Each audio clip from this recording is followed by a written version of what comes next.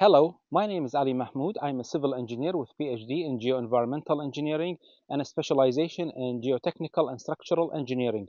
I work with Construction Daniel Dargis Incorporated, and today I would like to talk to you about cracks in the foundation, efflorescence, and conformity letter.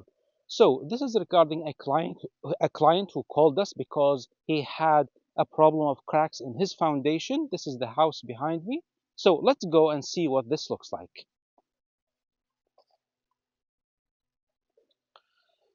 So this is one of the cracks in the foundation. As you can see, this is a foundation that was built long time ago in the 1960s. The whole house was built in 1890 and part of the foundation was built in 1960. You can see this is a crack. This is a well seen, well visible crack.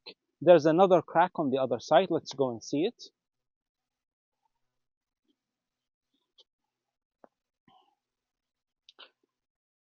So the water accumulates here. This is where all the water accumulates. There's a well that residents of the house draw water from.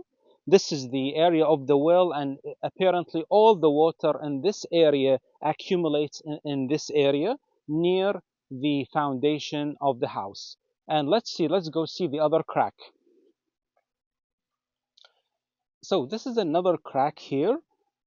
This part of the building was built in 1890, and the client has indicated that during springtime he has water infiltration inside the house, probably from this crack. So let's go and see other cracks on the other side.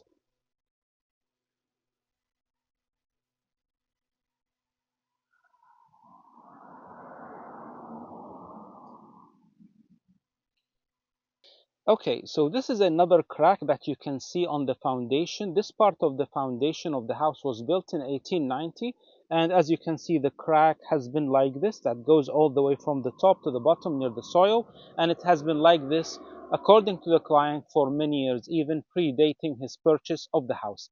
So now let's go inside and see what's inside the house.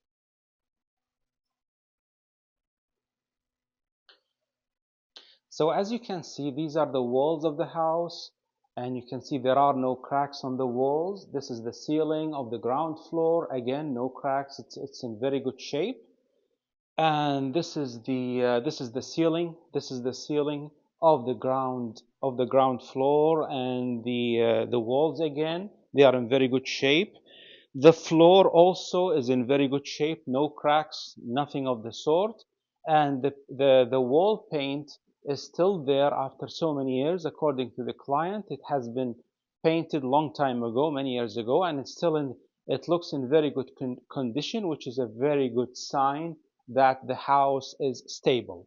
Now let's go to the basement to see what's inside the basement. So this is the basement. As you can see, this is the insulation that has been there for many years. This is the foam insulation inside the basement. And according to the client, the previous house owner did a French drain right here that goes all the way from here, all the way up to here. Okay. And this is the pump that draws water from the well, that is from the water well that's outside the building. And you can see here, these are traces of water infiltration. According to the client, water infiltrates sometimes during springtime. This is from here, this is the sign of some water infiltration. And there's another pump here. This is the sump pump. This is the well, this is the sump pump, and this is the well for the sump pump. Now let's go and see the crawl space, which is the other side of the house.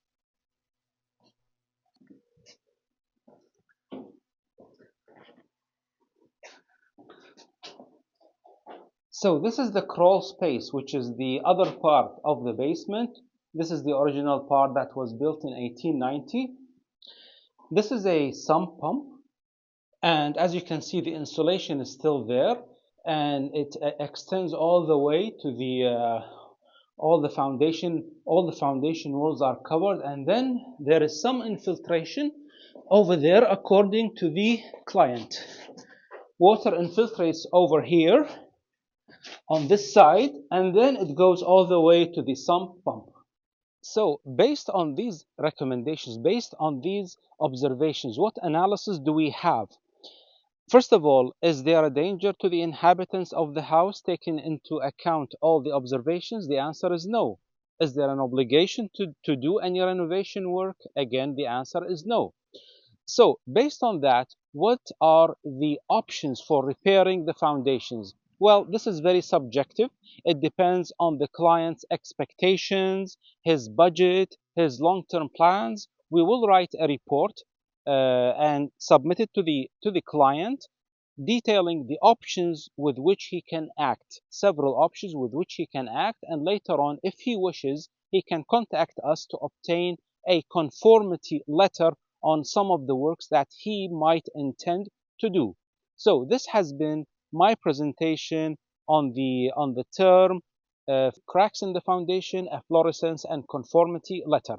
Do not hesitate to contact us should you have any concerns regarding your foundation, or if you are willing or want to sell or buy your house, or would like to obtain a conformity letter.